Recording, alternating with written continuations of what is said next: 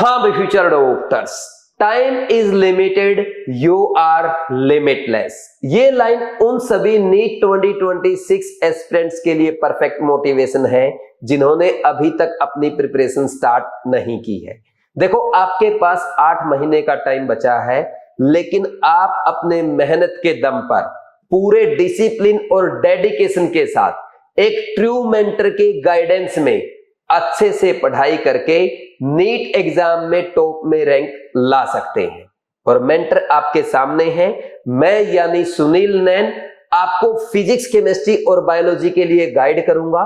Revision कैसे करना है, डेली कितने क्वेश्चन प्रैक्टिस करना है, एनसीईआरटी पढ़ने का बेस्ट मेथड क्या है, आपका परफेक्ट टाइम टेबल क्या होना चाहिए, कैसे आपको मॉक टेस्ट अटेम्प्ट करना है, मिस्टेक्स कैसे एनालिसिस करेंगे, कैसे नेगेटिव कम करते हुए आपको अपना स्कोर इंप्रूव करना है, हर पॉइंट पे आपको गाइड करूंगा, मोटिवेट करूंगा। बस मुझे चाहिए आपका 100% डेडिकेशन और ऑनेस्टी।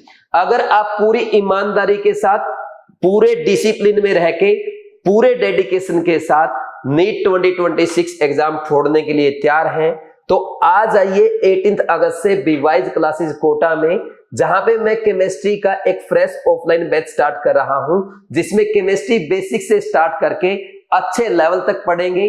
क्लास में ही एनसीईआरटी कवर करेंगे, IIT advance, JEE mains, NEET के वो सारे प्रीवियस ईयर क्वेश्चन जो नीट 2026 एग्जाम में पूछे जा सकते हैं, सारे क्लास में कवर किए जाएंगे। आप अपने पर्सनल डाउट में मेरे साथ डिस्कस करेंगे, और जो बच्चे कोटा नहीं आ सकते उनको भी मायूस होने की जरूरत नहीं है। आप मेरे इस बैच के सारे लेक्चर्स बीवाइज क्लासेस ऐप में ड्रीम 3.0 बैच में अपने घर बैठे लाइव अटेंड कर सकते हैं। और लाइव लेक्चर्स में, लाइव चैट में आप पर्सनली मेरे से अपने डाउट भी पूछ सकते हैं। एकदम कोटा क्लासरूम वाली फील आपको इन लाइव लेक्चर में आने वाली है। तो आप भी जल्दी जल्दी आज ही बीवाइज क्लासेस ऐप डाउनलोड करें, साइन अप करें, कोर्सेज में जाएं, ड्रीम 3.0 बैच पे क्लिक करके पेमेंट करने से पहले डॉक्टर प्रोमो कोड अप्लाई कर दें। ये प्रोमो कोड अप्लाई करते ही आज मेरी तरफ से आपको स्पेशल डिस्काउंट अवेलेबल हो जाएगा। डिस्काउंट लिमिटेड सीट्स के लिए है और लिमिटेड टाइम के लिए है।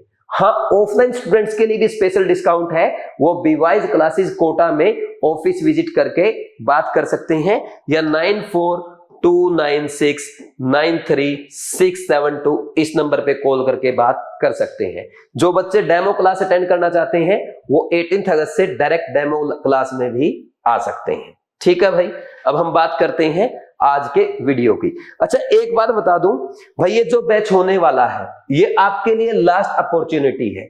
अगर आपने इस बैच में जो जो चीजें मैं आपको सिखाऊंगा, जैसा मैं आपको बताऊंगा, तो आप ना कि ओनली केमिस्ट्री में 180 आउट ऑफ 180 स्कोर करेंगे, बल्कि फिजिक्स और बायो में भी आपका स्कोर इंप्रूव होगा और आप अच्छे मार्क्स, अच्छी रैंक के साथ अपने ड्रीम कॉलेज में जाएंगे। बस आपको क्या करना है, 18 अगस्त से स्टार्ट करके 20 फेब तक हर क्लास अटेंड करनी है, और 3rd में यानी एग्जाम डे तक मेरी हर बात को अच्छे से फॉलो करना है।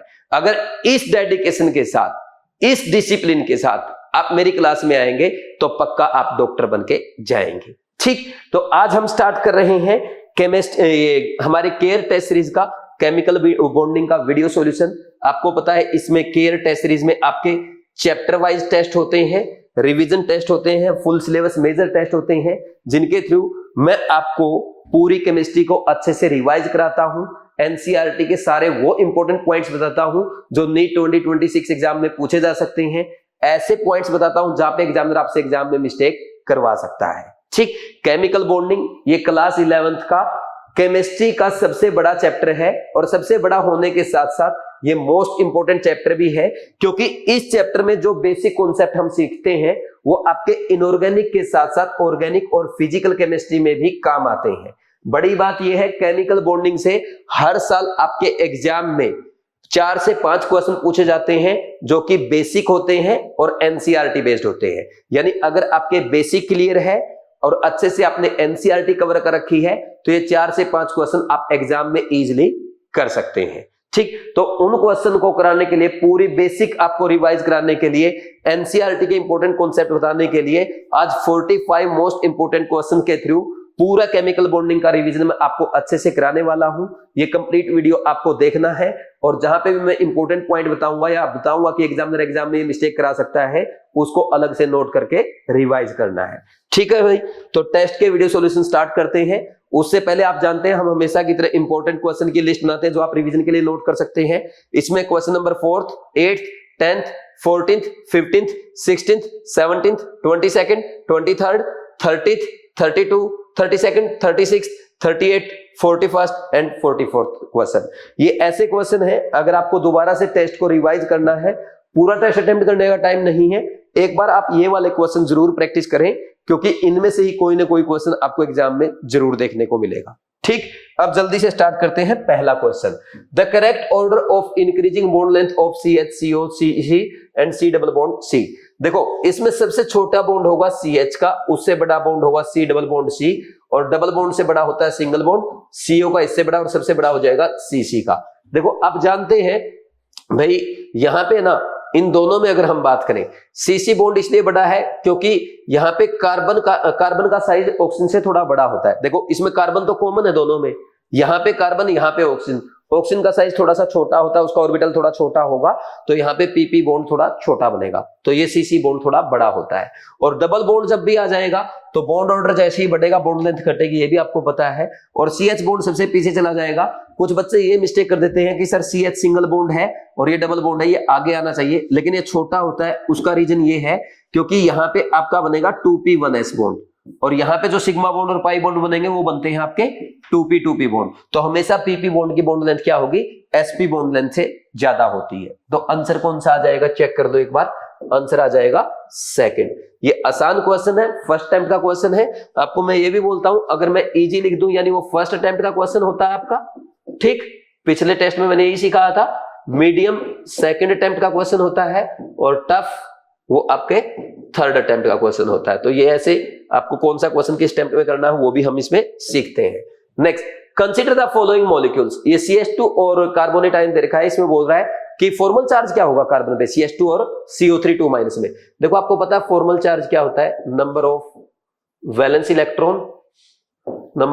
इलेक्ट्रॉन माइनस नंबर ऑफ क्या होगा यहाँ पे, non bonding electron minus half into number of bonding electron. ये फॉर्मूला होता है। जैसे CH2 में अगर आप देखेंगे, देखो ये CH2 है, CH2 में अगर आप बात करेंगे formal charge on carbon at carbon कितना आएगा, कार्बन के वैलेंस इलेक्ट्रॉन कितने होते हैं, 4। इसमें कोई नॉन बॉन्डिंग इलेक्ट्रॉन है क्या, कोई फ्री इलेक्ट्रॉन है क्या, नहीं है, 4 - 0। और इसने कितने बॉन्ड बना रखे हैं, 4 बॉन्ड, तो 4 बॉन्ड में कितने इलेक्ट्रॉन होते हैं, 8, तो इसका फॉर्मल चार्ज आ गया 0। अब इसमें चेक करो फॉर्मल चार्ज एट कार्बन, तो इसमें लिखोगे 4 है वैलेंस इलेक्ट्रॉन, 4 - 0, एक भी इसके पास अनपेड इलेक्ट्रॉन नहीं है, आपको कहीं पे कोई डॉट नजर नहीं आ रहा, -12 × 8 दैट इज इक्वल टू 0। ऐसे कर सकते हैं। तो ये दोनों में क्या आ गया, 0 0 आ जाएगा, आंसर इज 2। ये आपका इजी क्वेश्चन है, जैसे कि ये पहले वाला था, ये भी आपका इजी क्वेश्चन था। ठीक, next question number 3, select the molecule which does not follow octet rule. देखो NH3 जो है इसके पास है ना 3 बॉन्ड है, एक लोन पेयर है, 8 इलेक्ट्रॉन है। ऐसे ही वाटर में भी 8 इलेक्ट्रॉन होते हैं, और CCl4 में तो 4 बॉन्ड है ही, इसमें भी 8 इलेक्ट्रॉन है सेंट्रल एटम के पास। ठीक, ये 8 इलेक्ट्रॉन हो गए इनके पास। अच्छा, हाइड्रोजन का ड्यूप्लेट देखते हैं, तो हाइड्रोजन हर जगह सिंगल बॉन्ड बना रहा है, तो उसका ड्यूप्लेट कंप्लीट है। अब PCl5 में देखो, PCl5 तो यार 5 बॉन्ड बनाएगा, तो फास्फोरस के पास कितने इलेक्ट्रॉन आ जाएंगे, 10 इलेक्ट्रॉन आ जाएंगे, इसका ऑक्टेट एक्सपांड हो गया, तो ऑक्टेट रूल को फॉलो नहीं करेगा, आंसर 4। और ये भी आपका इजी क्वेश्चन है। ठीक, नेक्स्ट आसान टेस्ट है ये बिल्कुल। Ionic bond will be formed more easily between elements with comparatively. भाई देखो, जिसकी लो आयनाइजेशन एंथैल्पी हो, और देखो आयनिक बॉन्ड किसके बीच में बनता है, मेटल प्लस नॉन मेटल। ठीक, अब आप जानते हैं ये बनाएंगे आयोनिक बॉन्ड, जानते हो ना। अब आयोनिक बॉन्ड अच्छा किसके बीच बनेगा, देखो ये इलेक्ट्रॉन डोनेट करेगा, गिव इलेक्ट्रॉन, ये इलेक्ट्रॉन देता है, और ये क्या करेगा, एक्सेप्ट इलेक्ट्रॉन। यही होता है, नॉन मेटल इलेक्ट्रॉन एक्सेप्ट करेगा।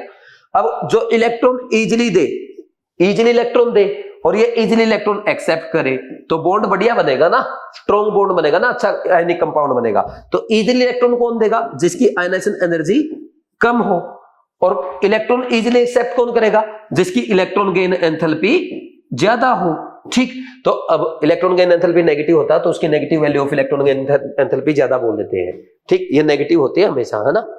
अब देखो, हमेशा नहीं, नॉन मेटल की नेगेटिव होती है। ठीक, अब इधर सुनो, यहां पे इसने इजीली इलेक्ट्रॉन दिया, इसने इजीली इलेक्ट्रॉन एक्सेप्ट किया तो बढ़िया बॉन्ड बन गया। जैसे NaCl में Na क्या है? अल्कली मेटल है, अल्कली मेटल की आयनाइजेशन एनर्जी बहुत कम होती है और क्लोरीन उसकी ये हैलोजन है, इनकी इलेक्ट्रॉन की एंथैल्पी बहुत ज्यादा होती है। तो कौन सा आंसर आ जाएगा? Low ionization enthalpy and high negative value of electron enthalpy. First answer आ गया और ये आपका फर्स्ट अटेम्प्ट का क्वेश्चन कहलाएगा। ठीक, next, the species in which bond is non directional. Non directional का मतलब होता है आयोनिक बॉन्ड। देखो, जो डायरेक्शनल बॉन्ड होते हैं ना वो कोवलेंट बॉन्ड होते हैं। जैसे NCl3 है, ये पिरामिडल है। BeCl2 ये लीनियर है। BCl3 trigonal planar.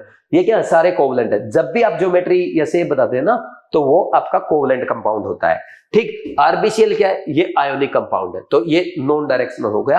Answer is 2। ये भी इजी क्वेश्चन है। Next question number 6, which of the following pairs of ions is isoelectronic and isostructural. भाई जैसे कार्बोनेट आयन है तो कार्बोनेट आयन में देख लो, ये कार्बोनेट आयन हो गया और ये हो गया आपका नाइट्रेट आयन। अब इसमें ये दोनों ना ये दोनों क्या प्लेनर तो है ही, कोई डाउट नहीं है। अब इसमें कार्बन में 6 इलेक्ट्रॉन और 3 ऑक्सीजन है। ठीक, तो 8 या 24 ऑक्सीजन के, 6 कार्बन के 30 और 2 आपका इसके ऊपर नेगेटिव चार्ज है तो 32 इलेक्ट्रॉन हो गए इसमें। इसमें देखो 3 तो ऑक्सीजन 24 और 7 नाइट्रोजन के 31 और 1 माइनस चार्ज है तो 1 इलेक्ट्रॉन एक्स्ट्रा है, 32 इलेक्ट्रॉन। तो दोनों के पास 32 है और दोनों क्या है? ट्राइगोनल प्लेनर भी है। तो यही आंसर आ जाएगा। बाकी भी आप चेक कर सकते हैं। अब ये ClO3 माइनस है, वो होता है आपका पिरामिडल, ये होता है प्लेनर। ठीक, और इलेक्ट्रॉन बिल्कुल भी इक्वल नहीं आएंगे, भले ही चेक कर लेना, क्योंकि यहाँ क्लोरीन में 17 होते हैं। ये क्या है? ये पिरामिडल है। ClO3 माइनस ऐसे होता ना, ये देखो आप लिख भी सकते हो इनको, ये ClO3 माइनस है। 8 या 24 और 17 41 रेखे 42 इलेक्ट्रॉन आएंगे इसमें और ये पिरामिडल आएगा, कहीं से भी मैच नहीं कर पाएगा। SO2 32 माइनस के भी देख लो, इसमें क्या है? ये ऐसे होता है सल्फर। ठीक, 8 या 24 और 16 40 और 2 42 इलेक्ट्रॉन है और ये भी पिरामिडल है, लेकिन ये दोनों किसी भी ऑप्शन में एक साथ नहीं है। तो ये आंसर पहला आ जाएगा। Answer is 1। ये पहले टाइप का क्वेश्चन है, किसी बच्चे को ऐसे कैलकुलेट करने में टाइम लगता है तो आप इसको सेकंड अटेम्प्ट तक यानी मीडियम लेवल तक भी लेके जा सकते हो। Next question number 7, consider the following, the above potential energy curve is given for the formation of H2 molecule as a function of intermolecular distance of hydrogen atom at what point in curve H2 is found in the most stable आएगा, most stable state आना चाहिए, most stable state इसका मतलब है ना। देखो यहाँ पे ना ये डिस्टेंस दे रखा है, इंटरन्यूक्लियर डिस्टेंस। यहाँ पे ये हाइड्रोजन एटम बिल्कुल दूर दूर है, ठीक, इनफाइनाइट डिस्टेंस पे। तो धीरे धीरे क्या होगा, जब ये पास पास आने लगेंगे ना, जब पास पास आएंगे तो पास पास आने से इनमें ना आपस में क्या होंगे, फोर्स ऑफ अट्रैक्शन डेवलप होंगे, और फोर्स ऑफ अट्रैक्शन डेवलप होंगे तो उनकी पोटेंशियल एनर्जी क्या होने लग जाएगी, कम होने लग जाएगी। जैसे पास पास आएंगे पोटेंशियल एनर्जी कम होगी। देखो होता क्या है, जैसे मान लीजिए आपने एक हाइड्रोजन एटम ले लिया, HA है और ये HB है, मतलब आप ये मान लो ये H है और ये दूसरा भी H है, ये A एटम बोल दो, ये B एटम बोल दो, ये H2 मॉलिक्यूल बना रहे हैं। मान लीजिए मैं यहां पे लिख देता हूं कि इसका जो न्यूक्लियस है वो Na है और इसका इलेक्ट्रॉन Ea है, इसका न्यूक्लियस Nb है और इसका इलेक्ट्रॉन Eb है। तो देखो ये न्यूक्लियस आप ये दोनों एक दूसरे को अट्रैक्ट करेंगे आपस में। Na का न्यूक्लियस एक इलेक्ट्रॉन A के न्यूक्लियस की तरफ अट्रैक्ट होगा और A का न्यूक्लियस B के इलेक्ट्रॉन को भी अट्रैक्ट करेगा। B का न्यूक्लियस B के इलेक्ट्रॉन को अट्रैक्ट करेगा ही करेगा और B का इलेक्ट्रॉन साथ में B का इलेक्ट्रॉन A के न्यूक्लियस की तरफ भी अट्रैक्ट होगा। तो ये तो हो गया अट्रैक्टिव फोर्स। अब मैं व्हाइट से बना रहा हूं रिपल्सिव फोर्स। जैसे यहां पे क्या होगा, न्यूक्लियस एक दूसरे को रिपेल करेंगे और इलेक्ट्रॉन इलेक्ट्रॉन एक दूसरे को रिपेल करेंगे, तो ये व्हाइट से दिखा दिया मैंने रिपल्सिव फोर्स। तो जब जब अट्रैक्टिव फोर्स रिपल्सिव फोर्स से ज्यादा होंगे तब तब स्टेबल मॉलिक्यूल बनेगा। तो जब ये एटम पास आते हैं ना, तो इनमें attractive as well as repulsive force develop होते हैं, और जब अट्रैक्टिव फोर्स ज्यादा है रिपल्सिव फोर्स से, तो पोटेंशियल एनर्जी कम होती जाती है। एक टाइम ऐसा आ जाता है जहां पे इनके बीच का न्यूक्लियस डिस्टेंस, जिस न्यूक्लियस डिस्टेंस पे इनकी पोटेंशियल एनर्जी मिनिमम हो जाती है। तो ये जो पॉइंट है यहां कहते हैं आपका स्टेबल मॉलिक्यूल बन गया। ठीक, तो स्टेबल मॉलिक्यूल बन गया तो वो बनता है सी पे, तो सी पे बन रहा है, आंसर इज थर्ड, है ना, थर्ड। अच्छा, उसने मोस्ट स्टेट लिख रखा है ना, तो आप यहाँ पे ये भी लिख सकते थे, स्टेट नहीं, मोस्ट स्टेबल लिख दो इसको, मोस्ट स्टेबल स्टेट बोल दो या मोस्ट स्टेबल आना चाहिए बस, है ना, स्टेबल लिख देंगे हम यहाँ पे, समझ गए होंगे आप मेरे ख्याल में इसको। ठीक, next question number 8, which of the following postulate of VSEPR is incorrect? The shape of A molecule depend upon the number of valence electron pair around the central atom. बिल्कुल सही बात है, अगर सेंट्रल एटम के around दो ही आपके valence shell के electron pair है तो दोनों मैक्सिमम डिस्टेंस पे आएंगे, तो क्या होगा, लीनियर ज्योमेट्री। अगर 3 है तो ट्राइगोनल प्लेनर, 4 है टेट्राहेड्रल होता है, 5 में ट्राइगोनल बाइपिरामिडल होता है, 6 में ऑक्टाहेड्रल। तो number of valence shell electron pair पे डिपेंड करेगा, इसमें कोई डाउट नहीं है। तो पहली स्टेटमेंट बिल्कुल सही है। ठीक, दूसरा, pair of electron in the valence shell repel one another since their electron clouds are negatively charge. बिल्कुल सही है। जैसे भाई जो पेयर है, मान लीजिए 2 पेयर है, तो 2 पेयर को हमने 180 पे इसलिए रखा ताकि उनके बीच में डिस्टेंस मैक्सिमम हो, रिपल्सन मिनिमम हो। क्यों? क्योंकि दोनों इलेक्ट्रॉन पेयर पे क्या होगा, नेगेटिव चार्ज होगा ना, ड्यू टू इलेक्ट्रॉन्स। सही बात है। ठीक, और इसलिए वो एक डेफिनेट ज्योमेट्री गेन करते हैं। These pair of electron tend to occupy such position in space that minimize repulsion and maximize distance between them। ये भी सही, यही तो मैंने बोला है, minimum distance maximum repulsion, maximum distance and minimum repulsion होना चाहिए उनमें। Valence shell is taken as sphere with the electron pair localising on the spherical surface at minimum distance. ये बात गलत लिख दी इसने, मिनिमम डिस्टेंस नहीं होता, मैक्सिमम डिस्टेंस होता है। आंसर 4 आ जाएगा, आंसर 4 आ जाएगा। अब ये क्वेश्चन है, ये क्वेश्चन थोड़ा सा पढ़ना पड़ता है। अगर इस क्वेश्चन को ढंग से पढ़ोगे ना आप, चारों ऑप्शन को 1 बाय 1 अच्छे से, नेगेटिव नहीं करना, फोकस के साथ, तो ये आपसे पहले अटेम्प्ट में नहीं होगा। ऐसा क्वेश्चन जल्दी दूसरे अटेम्प्ट में जाता है। तो ठीक, तो इसको जल्दी करने वाले पहले अटेम्प्ट में कर सकते हैं, जिनको थोड़ा टाइम लगता है वो सेकंड अटेम्प्ट में लेके जाएंगे। ठीक ठीक, वैसे ही ये वाला क्वेश्चन था, ये वैसे तो फर्स्ट अटेम्प्ट का ही क्वेश्चन है, हो सकता है देखा हुआ है और सेकंड अटेम्प्ट में भी लेके जा सकते हो। ठीक, ये काफी टाइम से नीट में नहीं आया है, इंपॉर्टेंट लिख लेना फॉर नीट एग्जाम, नीट, है ना, 2026 ऐसा भी लिख सकते हो। नेक्स्ट, ये वाला हो गया अपना। इसके बाद कौन सा आएगा? हाँ, consider the following, the correct increasing order of covalent character is. देखो, कोवलेंट कैरेक्टर किसने एक्सप्लेन किया था? फेजान रूल ने।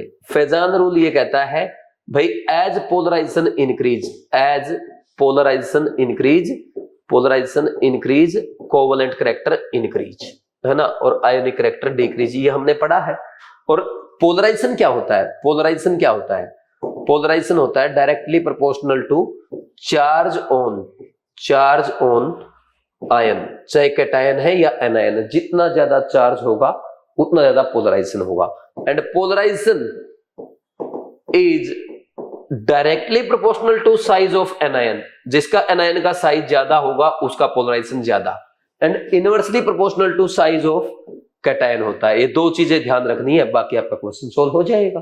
ठीक, और एक चीज और ध्यान रखना, पोलराइजेशन अगर साइज चार्ज सेम है, पोलराइजेशन पावर जो है डी ब्लॉक का कैटायन, जो डी ब्लॉक का कैटायन है उसकी एस कैटायन से ज्यादा होती है। ऐसा क्यों? जब चार्ज सेम हो, चार्ज अगर सेम है, ये एनसीईआरटी की लाइन है, उसमें साफ साफ लिख रखा है अगर आपका कोई डी ब्लॉक का कैटायन है उसकी पोलराइजेशन पावर ज्यादा होती है। लैंग्वेज थोड़ी सी स्टैंडर्ड दिखी है और वो मैंने आपको बैच में 3-4 बार पढ़ाई है। मैंने वो भी बोला था कि नीट 2026 एग्जाम में क्वेश्चन आ सकता है, तो वो लैंग्वेज आपने वहां सीखी ली, यहाँ पे मैंने रिवीजन करा दिया। ठीक, तो ऐसे ही सीखेंगे हम, लेक्चर की भी रिवीजन करेंगे और क्या आ सकता है वो भी रिवाइज करेंगे। अब इसका मतलब ये है, जैसे Ag+ है, AgCl में और KCl में किस में कोवलेंट कैरेक्टर ज्यादा है?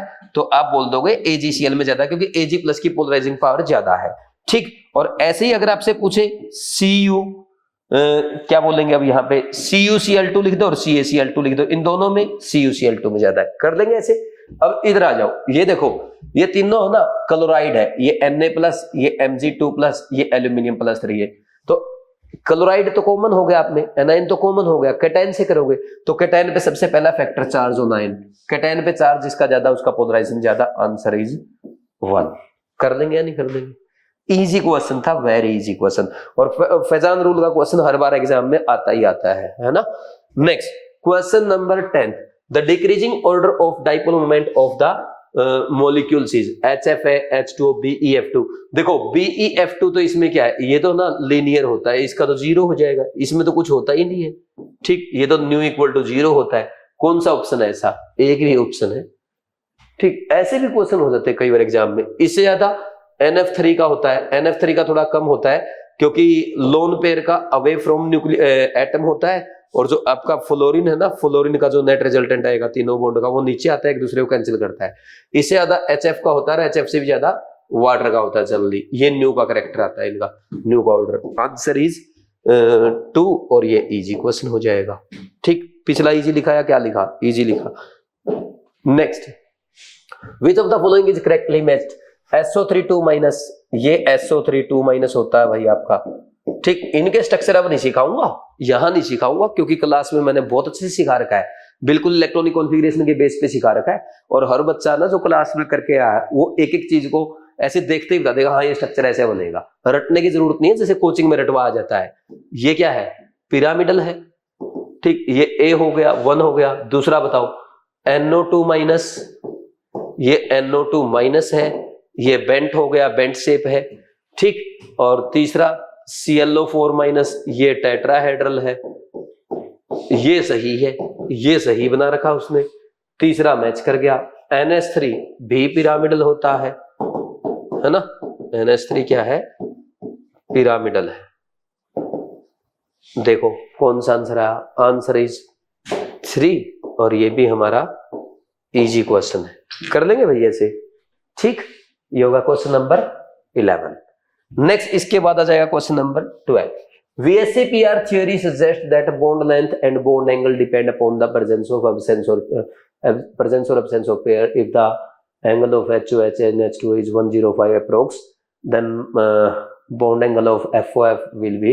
देखो जैसे यहां पे बात करें ना, सबसे पहले बॉन्ड एंगल जो होता है ना, बॉन्ड एंगल sp3 से ज्यादा sp2 का होता है, फिर sp का होता है। दूसरा फैक्टर इसमें आता है लोन पेयर, अगर हाइब्रिडाइजेशन सेम है, bond angle inversely proportional to number of lone pair होता है, ठीक। तीसरा फैक्टर क्या आता है? अगर लोन पेयर भी सेम हो जाए, central atom, if hybridisation and number of lone pair same है, तो इस केस में पता क्या करते हैं? Bond angle is directly proportional to electronegativity of central atom. और चौथा फैक्टर पता क्या होता है? अगर सराउंडिंग एटम, साइड एटम, अगर hybridisation, number of lone pair और सेंट्रल एटम ये सेम हो जाए, अगर ये तीनों चीज सेम हो जाती है, तो इस केस में पता क्या करते हैं? Bond angle is inversely proportional to electronegativity of side atom, और bond angle is directly proportional to size of side atom. ये किया जाता है, समझे कि नहीं समझे? तो अब जैसे यहां पे ये वाटर है, ठीक, और ये OF2 है, ठीक है ना। अब देखो दोनों में क्या है? sp3 दो लोन पेयर, सेंट्रल एटम भी सेम है, तो पहले तीन फैक्टर काम नहीं कर रहे। चौथे फैक्टर पे जाओ, bond angle direct inversely proportional to electronegativity, ये लिख दिया मैंने, इलेक्ट्रोनेगेटिविटी ऑफ साइड एटम।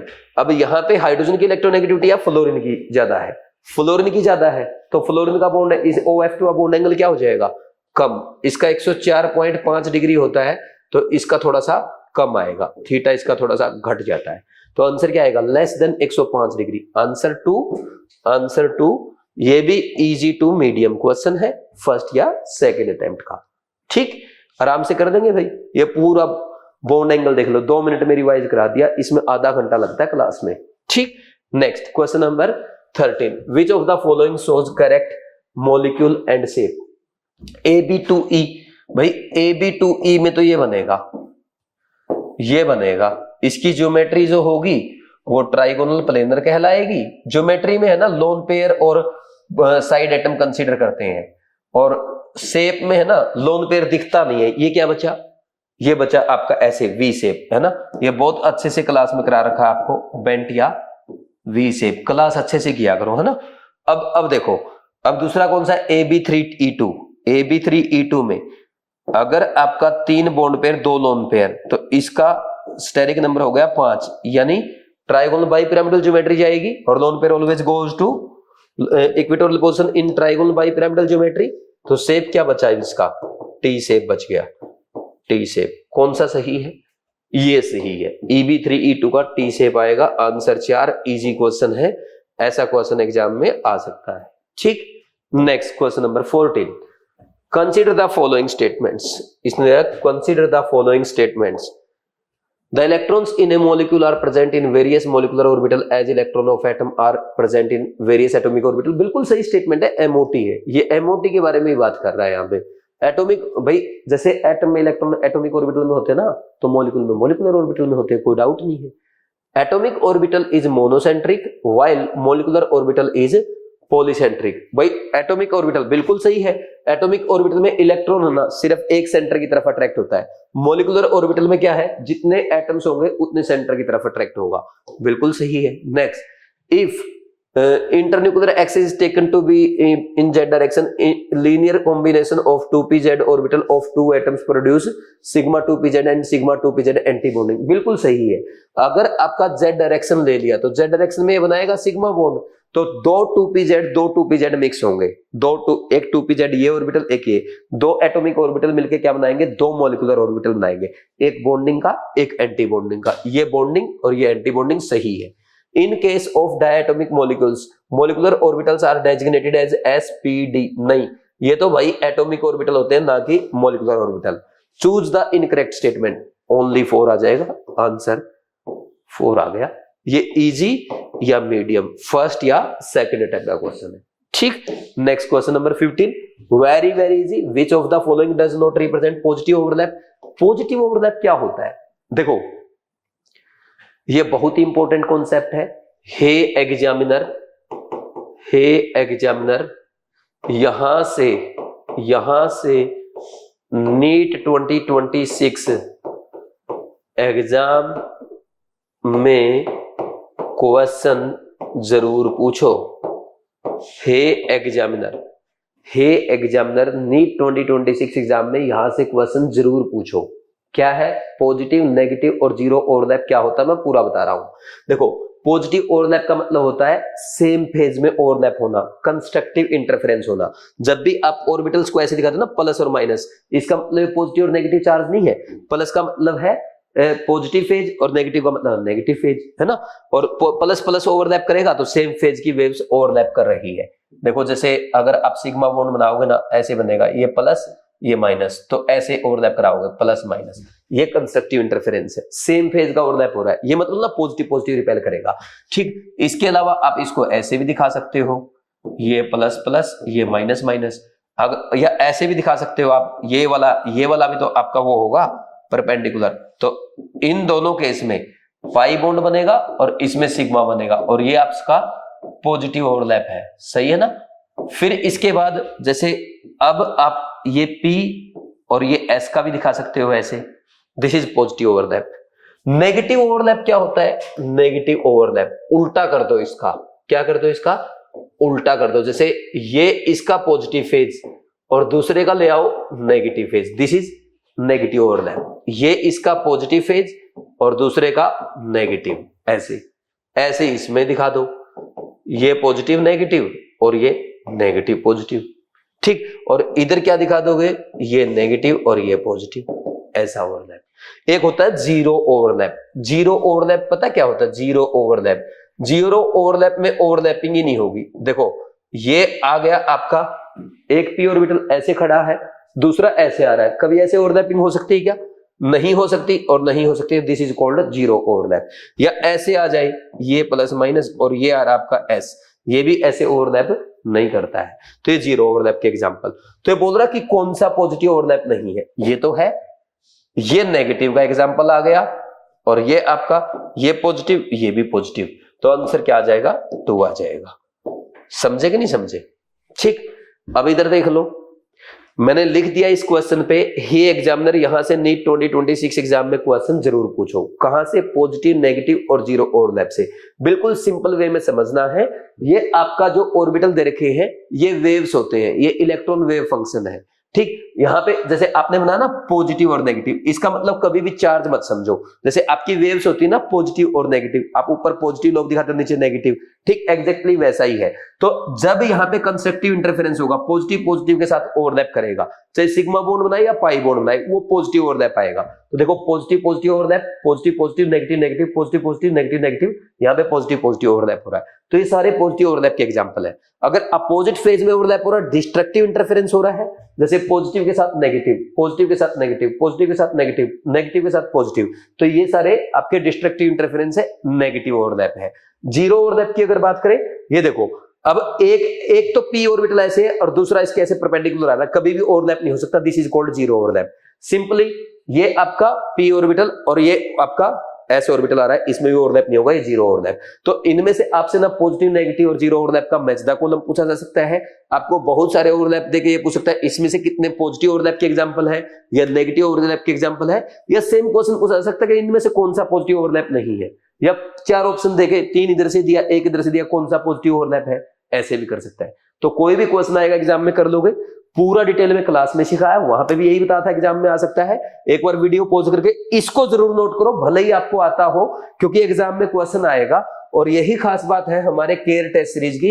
पहले तो मैं आपको क्लास में सिखाता हूं, मेन बैच में, रैंकर बैच में, ड्रीम बैच में सिखाता हूं, फिर आपको केयर टेस्ट में बताता हूं। तो क्लास में सिखाया था, फिर से रिवाइज करा दिया, एग्जाम में आ सकता है, मिस्टेक मत करना। कर लो जल्दी से नोट, कर लिया भाई नोट। नेक्स्ट है क्वेश्चन नंबर 16।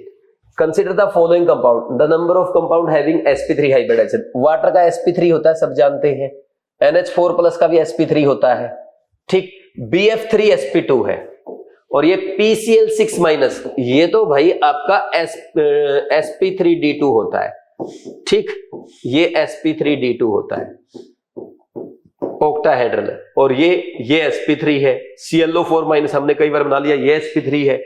BrF5 ये आपका sp3d2 है, क्योंकि 5 बॉन्ड पेयर है और 1 लोन पेयर भी है। तो बताओ कौन सा आंसर है, कितने हुए? 1 2 3 4, 4 है आंसर। ऑप्शन 4 नहीं, आंसर 4, यानी ऑप्शन 3 में लिखा है। आंसर आ गया आपका 3, और ये इजी से मीडियम लेवल क्वेश्चन। वैसे 1 मिनट का तो है भी नहीं यार, इजी में ही रखो ना, हर क्वेश्चन को दूसरे अटेम्प्ट में क्यों डालना है। Next, 2s and 2p orbital combine to give how many molecular orbital. देखो, मैं आपको क्लास में उस टॉपिक या एग्जाम्पल पे डॉक्टर और आपका नाम लिखवाता हूं जो नीट एग्जाम में एज इट इज पूछे जाने की प्रोबेबिलिटी है। नीट 2026 की केयर टेस्ट सीरीज में पहली बार एक क्वेश्चन पे मैं आपको बोलूंगा डॉक्टर और अपना नेम लिख लो, क्योंकि 100% चांस है कि ये क्वेश्चन नीट 2026 एग्जाम में एज इट इज पूछा जाएगा। क्या क्वेश्चन है? 2s and 2p orbital combine to give how many molecular orbital. कई बच्चे क्या करते हैं, इसका आंसर 4 करते हैं, वो होते हैं हाइब्रिड ऑर्बिटल। आपसे क्या पूछा गया है? मॉलिक्यूलर ऑर्बिटल, तो MOT से होगा ना, तो 2s के साथ मिक्स करेगा, 2 मॉलिक्यूलर ऑर्बिटल बनेंगे। 2p के 3 ऑर्बिटल के साथ इंटरमिक्स होंगे तो 6 मॉलिक्यूलर ऑर्बिटल बनेंगे। तो टोटल इनसे कितने बन जाएंगे? 8 मॉलिक्यूलर ऑर्बिटल बनते हैं। तो इसका आंसर क्या आ जाएगा? 8। Answer is 3। Very easy question exam में आ सकता है। ध्यान रखना, 2s and 2p से आपसे पूछा जाए हाइब्रिड ऑर्बिटल कितने बनेंगे? हाइब्रिड बनते हैं 4 sp3 हाइब्रिड ऑर्बिटल बनते हैं।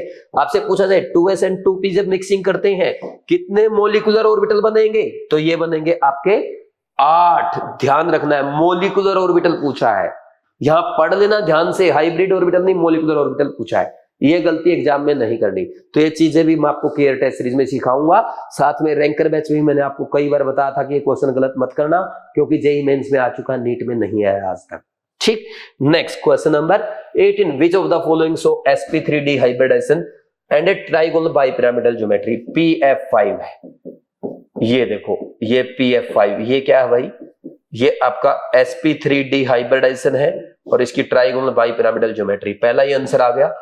BRF5 में तो क्या होगा, अभी आपने देखा sp3 अच्छा मतलब ट्राइगोनल बाइपिरामिडल शेप है, ज्योमेट्री भी सेम है, लोन पेयर सेम है, तो ये sp3d2 होता है, बट जो इसका शेप जो है वो स्क्वायर पिरामिडल है ना, square pyramidal.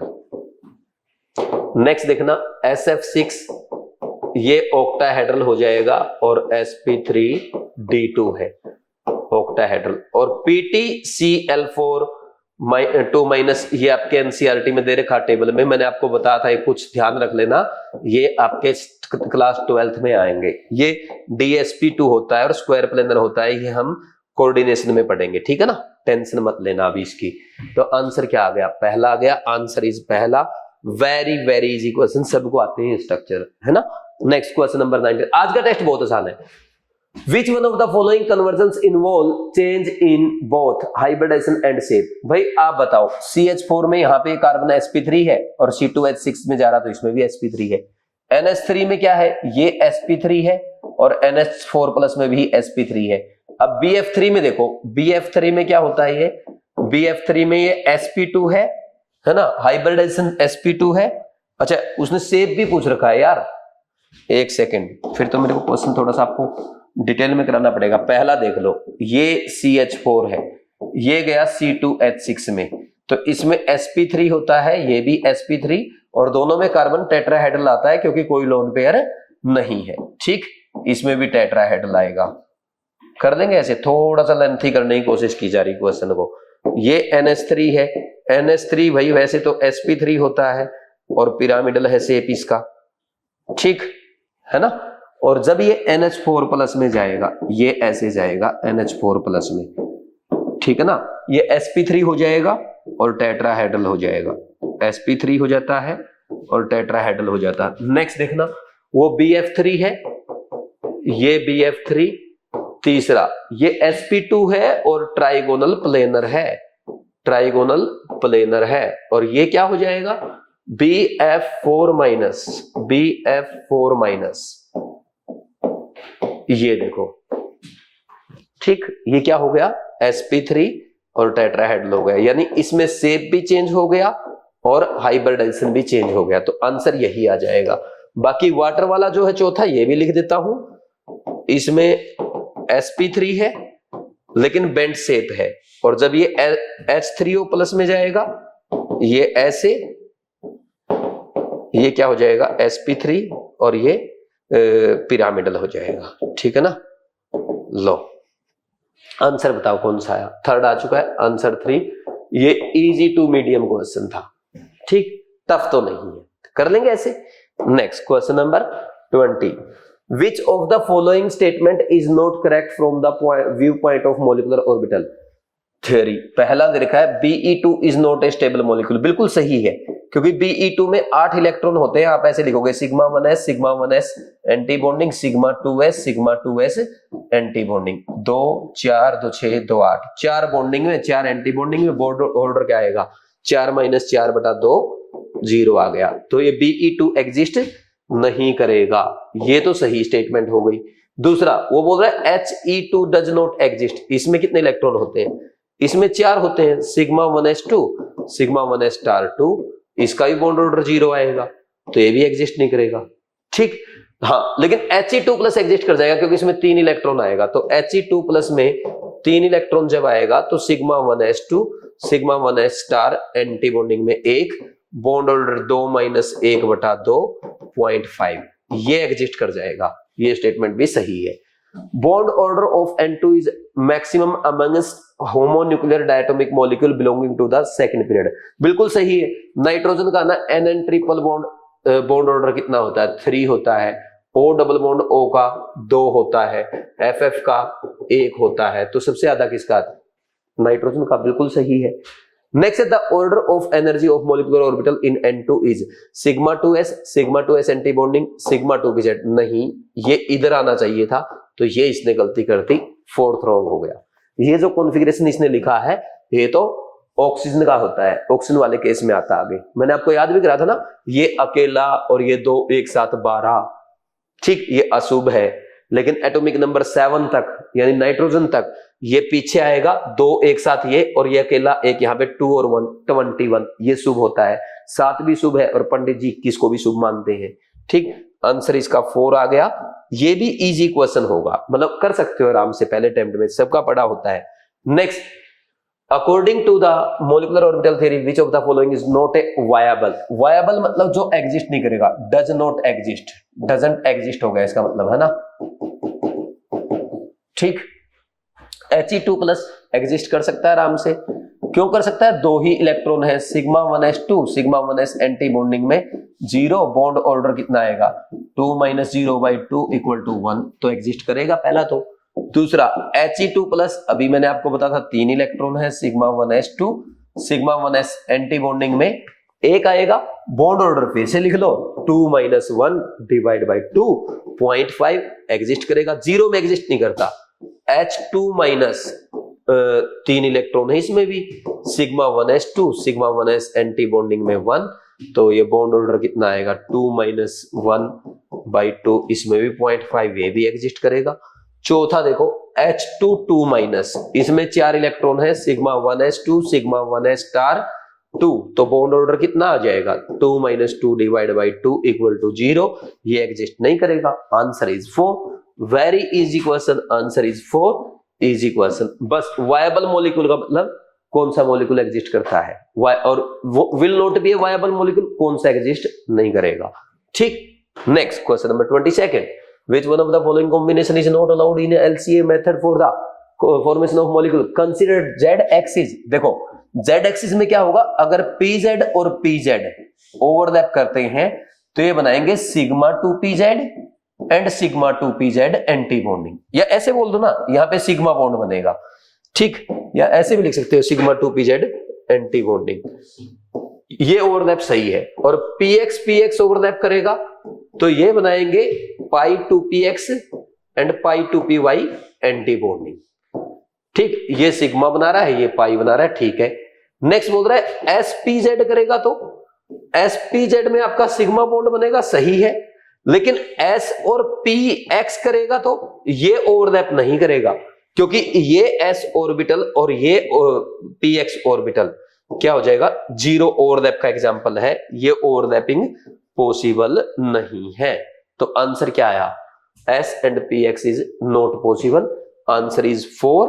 Very very important question, easy question, NEET 2026 में आ सकता है। एक क्वेश्चन और दो नोट कर लो जो नीट 2026 में आ सकता है, कर लेंगे भाई, आसान है ना।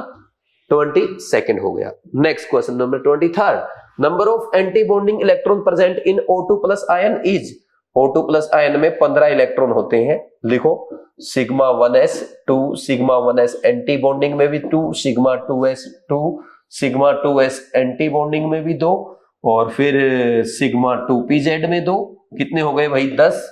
पाई 2px पाई 2py दोनों की एनर्जी सेम, एक इसमें 11 12 13 14, पाई 2px एंटी बॉन्डिंग, पाई 2py एंटी बॉन्डिंग 15 16, 16वां तो निकाल दिया ना। तो एंटी बॉन्डिंग में कितना बचा, एक। Number of electron in, number of electron in anti bonding molecular orbital 1 2 3 और 2 5 है ना। तो ऐसे क्वेश्चन आएंगे एग्जाम में जो तुम्हारी कोचिंग में सिखाए जाते हैं ना, कि आप बॉन्ड ऑर्डर ऐसे एक ट्रिक से निकाल लो या ऐसे याद कर लो, जिसमें 10 16 और 32 इलेक्ट्रॉन होते हैं, या जिसमें ओड इलेक्ट्रॉन होते हैं वो पैरामैग्नेटिक बाकी सब डायमैग्नेटिक, वो ट्रिक काम नहीं आएगी। ऐसे लिखना आना चाहिए। अब बोला सर इसमें भी तो हम बता ही देंगे, टोटल इतने हमें आइडिया रहता है। एग्जामिनर आपसे फिर ये पूछने लग जाएगा, बताओ पाई एंटी बॉन्डिंग में कितने इलेक्ट्रॉन है, या सिग्मा एंटी बॉन्डिंग में कितने हैं। तो पाई एंटी बॉन्डिंग में 1 है और सिग्मा एंटी बॉन्डिंग में 4 है। पाई बॉन्डिंग में कितने हैं, 2 और 2 4। पूरा कॉन्फ़िगरेशन आना चाहिए, कहने का मतलब ये है। आंसर 1 था, इजी क्वेश्चन था, कोई भी बच्चा कर सकता है।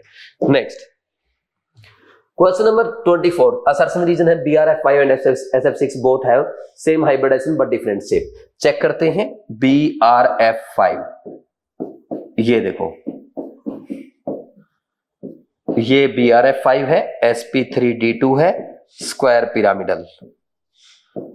ठीक, सही बात है। sp3d2 है, और ऐसे ही sf6 का होता है sp3d2 होगा, लेकिन स्क्वायर पिरामिडल है, ये ऑक्टाहेड्रल ज्योमेट्री है या ऑक्टाहेड्रल शेप है। ठीक, अब देखो अब क्या होगा, यहां पे हाइब्रिडाइजेशन दोनों का सेम है और डिफरेंट शेप है, बिल्कुल सही स्टेटमेंट है। डिफरेंट शेप क्यों है? क्योंकि इसके पास थे 6 इलेक्ट्रॉन, 6 के 6 इलेक्ट्रॉन आ गए बॉन्डिंग में, यानी 6 के 6 बन गए बॉन्ड पेयर। सल्फर के 6 वैलेंस इलेक्ट्रॉन से 6 बॉन्ड बन गए, तो 6 बॉन्ड कहां आएंगे? ऑक्टाहेड्रल ज्योमेट्री में आएंगे। इसके पास थे 7 इलेक्ट्रॉन, तो इसमें से 7 में से 5 ही क्या यूज हुए?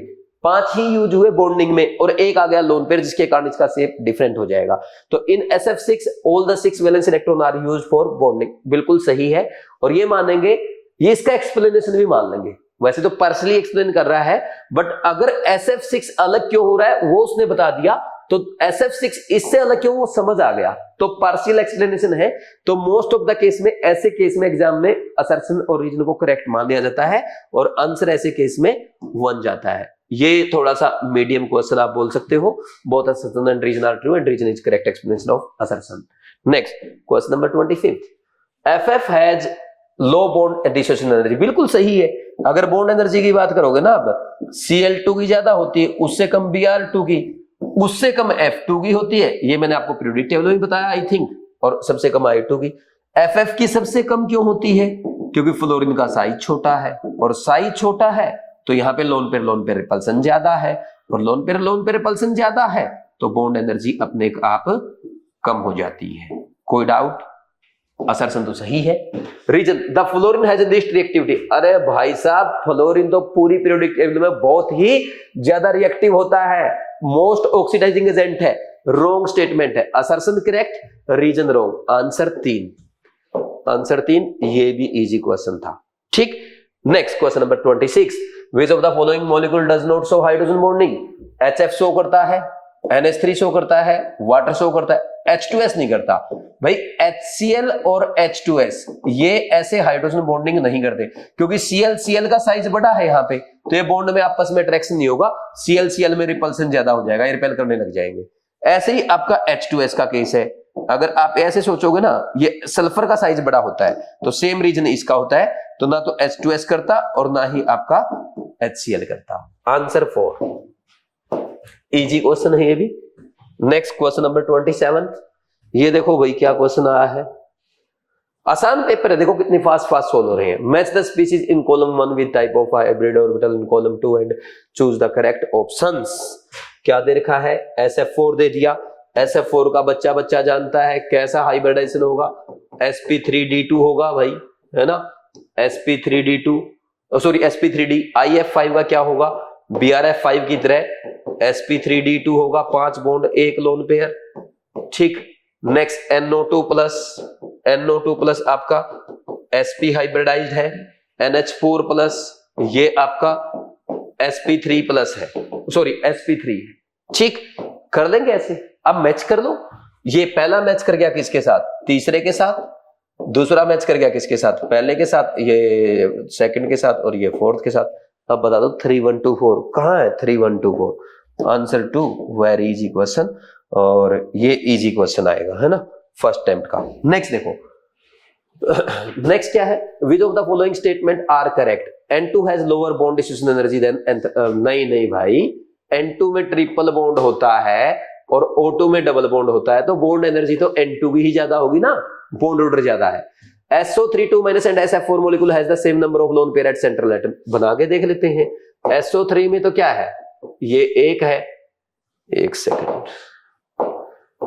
SO3 में तो सेंट्रल एटम पे 1 लोन पेयर है, 1 लोन पेयर है, और SF4 में भी 1 है, बिल्कुल सही है। वो क्या बोल रहा है? दोनों सेंट्रल एटम के पास has same number of lone pair. ठीक, sp3d2 hybrid orbital are directed towards the corner of regular octahedral, बिल्कुल सही है। sp3d2 में ऑक्टाहेड्रल ज्योमेट्री आएगी। The atomic orbital of comparable energy and proper symmetry combine to form molecular orbital. Atomic orbital जिनकी comparable energy है, बिल्कुल सही है, और सिमेट्री प्रॉपर है, यानी px के साथ ओवरलैप करता है, py के साथ, pz के साथ, px py के साथ नहीं करेगा, px pz के साथ नहीं करेगा। सही स्टेटमेंट है। Bond length of HBr is more than HI, ये गलत है। HBr की बॉन्ड लेंथ क्या होती है? छोटी होती है HI से, बॉन्ड लेंथ की अगर बात करें तो। क्या पूछा इसने? Correct answer from the following. तो इसका दूसरा तीसरा चौथा सही है, दूसरा तीसरा चौथा आंसर इज 4। ये भी इजी क्वेश्चन है, मतलब इसको ना स्टेटमेंट भले ही 5 पढ़ी लेकिन 3-3 सेकंड की स्टेटमेंट है, जिसने क्वेश्चन प्रैक्टिस करके आराम से करेगा। Next, select the correct statement from the following. In the CH4 molecule are 8 valence electron available for bonding. बिल्कुल सही है, 4 तो कार्बन के और 4 हाइड्रोजन एटम्स के 4 इलेक्ट्रॉन, तो टोटल 8 सही है, 8 वैलेंस इलेक्ट्रॉन है। Sigma molecular orbital are symmetrical around the bond axis, सही बात है। जो सिग्मा मोलिकुलर ऑर्बिटल बनेगा ना, जैसे आपका वो बनता है, जैसे ये बन गया आपका सिग्मा, ठीक, ये ऐसे दिखाते हो आप, तो ये इस एक्सिस के अराउंड सिमेट्रिक होता है। बिल्कुल सही स्टेटमेंट है। ये आपका ना सिग्मा मोलिकुलर ऑर्बिटल है जो आप एमओटी में पढ़ते हैं। Formation of positive and negative ions involve electron gain enthalpy. Formation of positive and negative ions involve electron gain enthalpy. देखो, पॉजिटिव आयन में तो आयनाइजेशन एनर्जी का केस है और नेगेटिव आयन में इलेक्ट्रॉन गेन एंथैल्पी का केस है, तो ये बोल रहा है इलेक्ट्रॉन गेन एंथैल्पी रॉन्ग है। Hydrogen bonding is characteristic feature of polar molecules, ये बात सही है। जो HF है, H2O है, ये क्या होते हैं? पोलर मॉलिक्यूल होते हैं। Resonance hybrid has lower energy than canonical structures. Resonance hybrid जो होते हैं उनकी energy lower than canonical structure होती है, ये भी स्टेटमेंट तो सही है, ठीक। अब choose the correct answer from the option given below. अब करेक्ट स्टेटमेंट कौन सी है? पहली करेक्ट है, दूसरी भी करेक्ट है, चौथी करेक्ट है और पांचवी भी करेक्ट है। पांचवी में कोई लफड़ा तो नहीं है, पहली दूसरी चौथी सही है। Resonance hybrid has lower energy than canonical structure, बिल्कुल सही है भाई। जो रेजोनेंस हाइब्रिड बनता है ना, उसकी एनर्जी लोअर होती है एनी अदर कैनोनिकल स्ट्रक्चर। और देखो कहीं किसी में और जल्दबाजी तो नहीं की, पहला तो सही है, 8 होंगे। सिग्मा मोलिकुलर ऑर्बिटल सिमेट्रिकल होता है अराउंड ए बॉन्ड एक्सिस, ये भी सही है। तीसरा रॉन्ग हो ही गया। चौथा देखना एक बार, hydrogen bond is characteristic feature of polar molecules. यार hydrogen bonding is feature of polar molecule, ये बात तो सही है, लेकिन क्या सभी पोलर मॉलिक्यूल का है? यहां गलत हो जाता है। पोलर मॉलिक्यूल में भी जैसे HF पोलर है, H2O पोलर है, अमोनिया पोलर है, इनमें हाइड्रोजन बॉन्डिंग होती है। लेकिन HCl भी पोलर है, HBr पोलर है, HI पोलर है, वो तो हाइड्रोजन बॉन्डिंग शो नहीं करते। तो यहां पे हम मानेंगे कि फोर्थ स्टेटमेंट रॉन्ग है, और फोर्थ स्टेटमेंट रॉन्ग है तो 1, 2 और 5 करेक्ट है। 1, 2 और 5 करेक्ट है पहले ऑप्शन में। तो देखो मैंने भी जल्दबाजी में मिस्टेक कर दी, क्वेश्चन भले ही आसान दिख रहा था लेकिन एक छोटी सी मिस्टेक सर से भी हो गई है ना। आंसर 1 है, और इसका कौन सा आएगा? आंसर 1।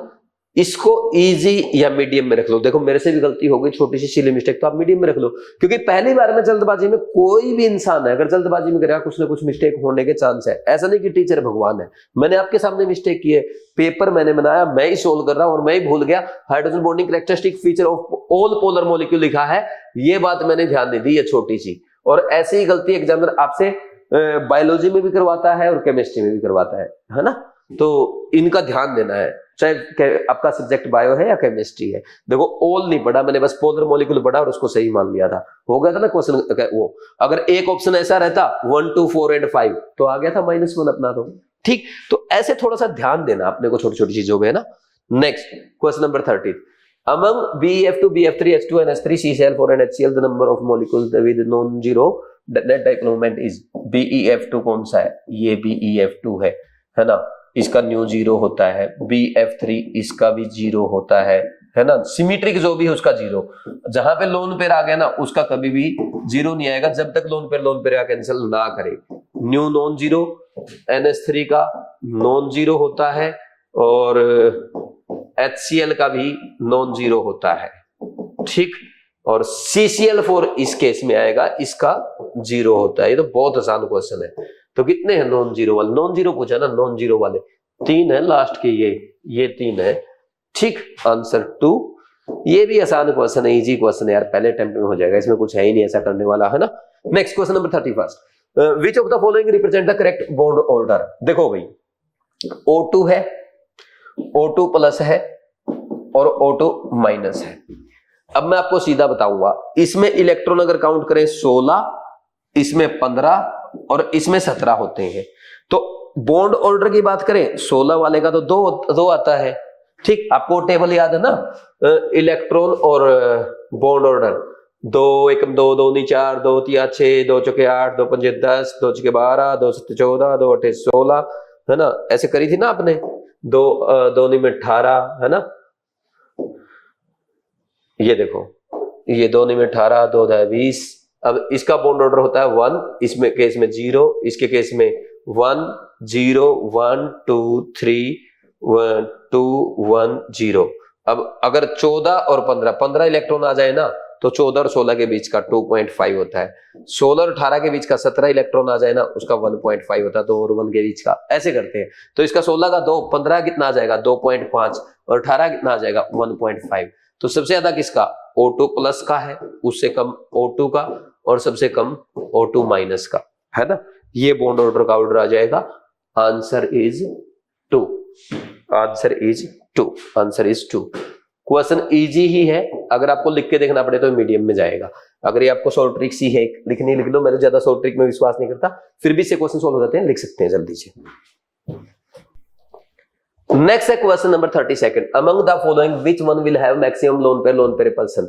देखो भाई, इसमें IF5 में तो लोन पेयर ही एक है, इसमें लोन पेयर रिपल्सन है ही नहीं। सिमिलरली आपका SF4 में भी नहीं है। क्यों नहीं SF4 में? क्योंकि एक ही लोन पेयर, तो लोन पेयर रिपल्सन ही बात ही खत्म हो गई। फिर नेक्स्ट आ जाओ आप XCF2 में, इसमें 3 लोन पेयर है, तो इसमें 3 लोन पेयर रिपल्सन होंगे 120 डिग्री पे। जबकि ClF3 में सिर्फ 2 लोन पेयर है, तो इसमें 120 पे 2 लोन, ये 3 लोन पेयर रिपल्सन है, इसमें 2 लोन पेयर रिपल्सन है, और उनमें है ही नहीं। तो सबसे ज्यादा किसमें हुआ? Third, answer 3। और ये इजी क्वेश्चन था। ठीक, next question number 33. Hydrogen bonds are formed in many compounds. Example H2O, HF, NH3. The boiling point of such compounds depends to extent on the strength of hydrogen bonding and number of hydrogen bond. The correct order of the boiling point of very important question है भाई। देखो आपको पता है ना, HF का hydrogen bond strong होता है। बॉन्ड स्ट्रेंथ की अगर बात करें ना, बॉन्ड स्ट्रेंथ किसकी ज्यादा है? तो ये जो हाइड्रोजन और फ्लोरीन के बीच बनता है ये सबसे स्ट्रॉन्ग होता है। उससे कम हाइड्रोजन और ऑक्सीजन, उससे कम हाइड्रोजन और नाइट्रोजन। अगर बॉन्ड एक्सटेंट की बात करें, एक्सटेंट यानी ज्यादा किसमें बनेंगे? वो बनेगा H2O में इन कंपैरिजन टू HF, क्योंकि H2O बनाता है आपके 4 हाइड्रोजन बॉन्ड, ठीक, और वाटर H2O बनाएगा 4, जबकि HF बनाता है 2, और NH3 की तो हाइड्रोजन बॉन्डिंग वीक होती है। तो अब वाटर का ओवरऑल देखो, भले इसने 2 बॉन्ड बनाए स्ट्रॉन्ग है, ठीक, इसने कितने बनाए? 2 बॉन्ड बनाए स्ट्रॉन्ग है। मान लीजिए इसने ना इसका ये बॉन्ड की एनर्जी 100 और ये 100, ये कितना हो गया? 200 हो गया। अब इसके बॉन्ड की एनर्जी मान लीजिए 80 है, लेकिन 80 80 80 80 320, तो ओवरऑल स्ट्रेंथ इसकी ज्यादा आएगी, ठीक, वाटर वाले की। तो वाटर का बॉइलिंग पॉइंट सबसे ज्यादा आता है, उससे कम HF का और सबसे कम NH3 का आता है। ये आपको ध्यान रखना है। ये हाइड्रोजन चैप्टर की NCERT में था, भले ही वो सिलेबस से हट गया, लेकिन हाइड्रोजन बॉन्डिंग सिलेबस में तो एक क्वेश्चन आ सकता है। आंसर 2 इजी क्वेश्चन है, ठीक। Next question number 34. A student is trying to perform an activity in the lab for which he took 2 ice cubes which are pressed over each other until they form one block. The force dominates for holding them. अरे 2 ice cube ऐसे मिला दिए और वो चिपक गए। आप बचपन में भी करते आए हैं ऐसे, क्यों? क्योंकि उनमें हाइड्रोजन बॉन्डिंग हो जाती है, हाइड्रोजन बॉन्ड फॉर्मेशन के कारण। आंसर 3 इजी क्वेश्चन है, आपके NCERT के एग्जाम का क्वेश्चन है, ठीक। Next, consider the species CH4 NH4 plus and BH4 minus. Choose the correct option. They are isoelectronic and to have tetrahedral structure. देख लेते हैं भाई, CH4 है, टेट्राहेड्रल है, NH4 प्लस भी तो टेट्राहेड्रल होता है, ठीक, और BH4 भी टेट्राहेड्रल होगा, और इसके ऊपर माइनस चार्ज आया क्योंकि हाइड्रोजन ने इसको 1 इलेक्ट्रॉन डोनेट किया। देखो इसमें 6 इलेक्ट्रॉन और 4 इनके, 10 इलेक्ट्रॉन तो इसमें 7 और 4 इनके 11, लेकिन 1 प्लस है तो 1 इलेक्ट्रॉन कम हो गया, 10 इलेक्ट्रॉन। बोरॉन के पास 5 और 4 हाइड्रोजन के 9 और 1 माइनस चार्ज है तो 10 इलेक्ट्रॉन। और चारों क्या है? sp3 हाइब्रिड है और टेट्राहेड्रल भी है। तो चारों क्या है, तीनों क्या है? Isoelectronic as well as all have tetrahedral structure. तो आंसर 2 आएगा, आंसर 2 आएगा। आसान सा क्वेश्चन है, कोई भी कर सकता है, ठीक। Next question number 36. The correct order of decreasing polarisability of, polarisability क्या होती है एनायन की, पोलराइजेबिलिटी होती है ना जो एनायन की, ऑफ एनायन, वो होता है कि directly proportional to charge on anion, charge on anion, and directly proportional to होता है साइज ऑफ एनायन। तो एनायन का साइज ज्यादा होगा तो उसकी पोलराइजेबिलिटी ज्यादा, I माइनस के सबसे ज्यादा, उससे कम Br माइनस, उससे कम Cl माइनस और सबसे कम F minus. Answer is third, answer is third, और ये इजी क्वेश्चन था। ठीक है, next question number 37, which of the following does not contain a coordinate bond. देखो यहां पे ये वाटर में तो कोऑर्डिनेट बॉन्ड है, इसमें तो BF4 माइनस में भी है क्योंकि F माइनस आके कोऑर्डिनेट करता है ऐसे फ्लोराइड आयन, है ना, बोरोन को, ये भी हमने पढ़ा है। HF2 माइनस में नहीं है, क्यों नहीं है, क्योंकि यहाँ पे ऐसे है, ये हाइड्रोजन बॉन्ड है इसमें, ये ऐसा है, और NH4 प्लस में है, ये आपको पता है। नाइट्रोजन अपना लोन पेयर कोऑर्डिनेट करता है किसको, H प्लस को, तो किस में कोऑर्डिनेट बॉन्ड नहीं है, थर्ड में नहीं है। Answer is 3, very easy question, कर देंगे भाई। Next question number 38, the atomic orbital used by arsenic atom in the following. ASF5 में आपको पता है ये क्या है, ये sp3d है, sp3d और ट्राइगोनल बाई पिरामिडल है, तो इसमें s का एक px py, ये तीनों तो बनाते हैं एक प्लेन में sp2, और pz और dz स्क्वायर ये एक्सियल बॉन्ड बनाएंगे। ठीक, तो ये 5 ऑर्बिटल यूज होते हैं, ये आपके लिए आसान सा क्वेश्चन है, आंसर 3। ठीक, गुड क्वेश्चन बोल सकते हैं जो एग्जाम में आ सकता है। ठीक, और इजी क्वेश्चन है। ठीक, next 39, the correct hybridisation state of sulphur atom in SF2 अरे यार SF2 में तो आप ये मान लो 2 लोन पेयर और 2 बॉन्ड पेयर, sp3 है। SF4 में आपको पता है 4 bond pair, 1 lone pair, sp3d है, और SF6 में आप सबको पता है ये आपका sp3d2 होता है। बोलो कोई डाउट है क्या, कौन सा आंसर आप बताओ अब, sp3, sp3d और sp3d2। Answer is 2, very easy question. ठीक, इतना आसान पेपर बनाया मैंने, मतलब इससे आसान पेपर हो ही नहीं सकता, है ना। SCCl4 does not have a tetrahedral structure. भाई SCCl4 का टेट्राहेड्रल स्ट्रक्चर नहीं होता, बिल्कुल सही बात है, क्योंकि ये तो सीसो होता है ना, sp3d है और सीसो शेप है इसका, है ना, K शेप बोल सकते हो, पाई शेप बोल सकते हो, डिस्टोर्टेड टेट्राहेड्रल बोल सकते हो, सही बात है। तो SCCl4 हैज 2 लोन पेयर, 2 नहीं होता भाई, ये रॉन्ग है, 1 होता है। Statement 1 is correct and 2 is incorrect, answer is 2। ये भी आपका आसान क्वेश्चन था। ठीक, नेक्स्ट, बहुत आसान पेपर है पूरा का पूरा। अब देखो, विच of the following have correctly matched each molecular और आयन इट्स ज्योमेट्री बोल गया। CH4 की टेट्राहेड्रल होती है, सही है। BaCl3 ट्राइगोनल बाई पिरामिडल नहीं है, ये वो होगा trigonal planar. NO3 T shape नहीं होता, ये ट्राइगोनल प्लेनर होता है। SO4 2- ये टेट्राहेड्रल होता है, ना कि स्क्वायर प्लेनर। नेक्स्ट देखो, SO4 2- टेट्राहेड्रल है, बिल्कुल सही है। NF3 ये आपका ट्राइगोनल बाई पिरामिडल होता है, शेप। अच्छा, इसने ना ज्योमेट्री लिख रखा है, कई बार है ना ज्योमेट्री लिख देता है लेकिन बात शेप की करता रहता है, तो पहले ज्योमेट्री को आप ज्योमेट्री मानो। ज्योमेट्री में हम lone pair as well as side atom, जो lone pair as well as bond pair consider करते हैं, लेकिन कई बार ज्योमेट्री देखे है ना शेप की बात करता रहता है, वो भी आपको ध्यान में देना है, ध्यान में रखना है, और examiner most of the time यही करता है। ICl3 टी शेप्ड है, सही है। XCF4 ये स्क्वायर प्लेनर है, ये भी सही है। CH4 टेट्राहेड्रल है, सही है। नाइट्रेट ये स्क्वायर प्लेनर होता, ट्राइगोनल प्लेनर होता है, और कैल्शियम आयोडाइड ये तो कुछ भी नहीं है ना, CaI2 आएगा यहाँ पे, ये कुछ नहीं है, ये तो आयोनिक है। SnCl4 क्या है, SnCl4 ये आपका टेट्राहेड्रल है। SF4 स्क्वायर प्लेनर नहीं है, वो सीसो शेप है। ICl3 टी शेप्ड है। PF3 ट्राइगोनल पिरामिडल है, और CCl4 टेट्राहेड्रल है। तो इसमें ये वाला रॉन्ग हो गया, ठीक, इसमें ये तीनों रॉन्ग हुए, ठीक, तो ओनली आंसर 2 आएगा। 2 इजी क्वेश्चन था, इसको मीडियम में लेके जा सकते हो आप, क्योंकि सारे चेक करने पड़े आपको, है ना, कम से कम सेकंड या थर्ड अटेम्प्ट में लेके जाओ। ठीक, नेक्स्ट 42, स्ट्रक्चर ऑफ XeOF4 आप खुद बता दो यार, ये होता है ना, स्क्वायर पिरामिडल है, sp3d2 है, sp3d2, और square pyramidal. Very easy, answer 2 है, इजी क्वेश्चन है।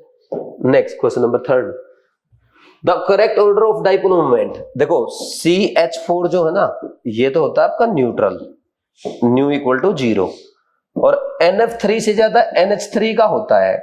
ऐसा क्यों? क्योंकि यहाँ पे नाइट्रोजन का लोन पेयर का ऊपर की तरफ है और ये तीनों बॉन्ड पेयर का नीचे की तरफ है, जबकि NH3 में क्या होता है, lone pair away from nucleus है और ये NH बॉन्ड का जो रिजल्टेंट आएगा ना वो भी ऊपर की तरफ, ये दोनों ऐड हो रहे हैं, तो इसका ज्यादा हो गया। और NF3 इन दोनों का नॉन जीरो है, बट NH3 का ज्यादा होता है, इससे भी ज्यादा वाटर का होता है, ये आपको पता है ऑलरेडी, क्योंकि इसमें दो दो लोन पेयर आ जाएंगे और नीचे वाला भी ऐड हो रहा है। तो आंसर कौन सा आया? आंसर आएगा आपका पहले वाला, आंसर पहले वाला। ये भी इजी क्वेश्चन है, काफी बार आ चुका है, गुड क्वेश्चन है, भले ही अच्छा क्वेश्चन है पर कोई भी बच्चा इसको कर लेगा, क्लास में भी करा रखा है। ठीक, next question number 44, arrange the species in increasing order of NH bond. देखो NH4 प्लस है ना भाई, ये NH4 प्लस है, ठीक, और ये है आपका NH3 और ये है आपका NH2 माइनस, ठीक, ये sp3, ये sp3, ये sp3, हाइब्रिडाइजेशन से नहीं हो पाया। फिर चेक करो लोन पेयर, जिसमें लोन पेयर ज्यादा होंगे ना उसका बॉन्ड एंगल कम होगा, ये पीछे भी मैंने आपको बताया था। ठीक, हाइब्रिडाइजेशन सेम हो जाए तो जिसके लोन पेयर ज्यादा उसका बॉन्ड एंगल कम हो जाता है, तो आंसर पहला ही आ गया, आंसर इज फर्स्ट, और ये था आपका इजी क्वेश्चन। ठीक, next question number 45, statement 1 and 2, H2 is liquid whereas H2S is gas. बिल्कुल सही है, H2 लिक्विड होता है due to intermolecular hydrogen bonding, पता ना आपको। Next H2 there is strong intermolecular hydrogen bonding, सही है, इंटरमोलिकुलर सही है। देखो एग्जामिनर कई बार जल्दी से ना यहाँ पे इंट्रा कर देता है, इस पे ध्यान देना, और जल्दबाजी में है ना, सर ने पढ़ाया था, क्लास में भी कराया था, हम जल्दबाजी में कराते हैं, तो इसमें बोथ स्टेटमेंट 1 and 2 करेक्ट आएगा, आंसर इज 4, ये भी इजी क्वेश्चन था। ठीक, तो ये था भाई आपके केमिकल बॉन्डिंग के टेस्ट के सॉल्यूशन, एक एक क्वेश्चन मैंने अच्छे से एक्सप्लेन किया है। ठीक, और जैसा कि आप सबको पता है 18 अगस्त से मैं बीवाइज क्लासेस कोटा में केमिस्ट्री का ऑफलाइन बैच स्टार्ट कर रहा हूं। अगर आप कोटा में हैं या आपका कोई फ्रेंड कोटा में है तो आप उनको इन्फॉर्म कर सकते हो, और 18 अगस्त से ऑर्गेनिक केमिस्ट्री मेरे साथ स्टार्ट कर सकते हो। 18 अगस्त से स्टार्ट करेंगे, 20 फेब तक पूरा सिलेबस कराऊंगा डिटेल में, पूरा अच्छे से पढ़ाऊंगा, बेसिक से स्टार्ट करके अच्छे लेवल तक। और जो पेपर आपका आएगा नीट 2024 का, वो नीट 2026 का, वो आपके इन नोट से ही आएगा जो मैं 18 अगस्त वाले बैच में कराऊंगा, और उसमें भी जिन पॉइंट पे डॉक्टर और आपका नाम लिखवाऊंगा वहां से आने वाला है। जो बच्चे ऑनलाइन करना चाहते हैं वो ड्रीम 3.0 बैच ज्वाइन करके ड्रीम 3.0 बैच में मेरे लाइव लेक्चर अटेंड करेंगे। ज्वाइन करते time doctor promo code apply जरूर कर देना, आज आपके लिए उस पर स्पेशल डिस्काउंट भी है। किसी को कोई दिक्कत है 9429693672 इस नंबर पे कॉल करके बात कर सकता है। बाकी ये टेस्ट अटेम्प्ट करते रहो, इनके वीडियो सॉल्यूशन देखते रहो और अपनी मिस्टेक्स नोट करके रिवाइज करते रहो। ठीक, आज का पेपर बहुत जल्दी हो गया क्योंकि आसान था। अब आसान पेपर में मैं ज्यादा एफर्ट लगाऊं कोई मतलब नहीं है, पेपर मैंने आसान ही बनाया था, पीरियोडिक टेबल का थोड़ा ट्रिकी था, मोल कॉन्सेप्ट एटॉमिक स्ट्रक्चर के अच्छे पेपर थे। अब नेक्स्ट आपको देखना डी&एफ फ्लो का कैसे आता है, मैं पहले नहीं बताऊंगा, आप खुद एक्सपीरियंस करना। ठीक, thank you very much, God bless you, all the best.